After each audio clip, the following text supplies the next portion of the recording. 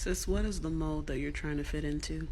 All of us, whether we want to admit it or not, are living lives in such a way that we want to fit into a particular image of who we think we need to be. Whether that's what kind of mother we need to be, what kind of wife we need to be, what kind of girlfriend we need to be, what kind of woman in society, what kind of boss we need to be, right? There's all of these different images that we often feel like we need to mold and contort and shape ourselves to. And when we finally fit that mold of who we're supposed to be, then we'll be loved, then we'll be accepted, then everything will be good, we'll be happy, right? But I want you to think about, who were you when you were a child, when you were a little girl?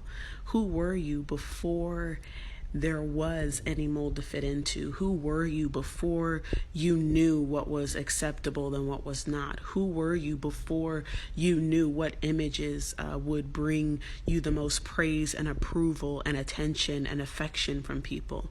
Who were you? You were just you. And you were enough. And this morning I was thinking about in Genesis 2 verse 7 and verse 22, where it says that God formed us, that God made us, that God fashioned us for us to reflect his image and his likeness. And then you have Romans 12:2 that says, do not be conformed to the world, but be transformed by the renewal of your mind, that by testing you may discern what is the will of God, what is good and acceptable and perfect.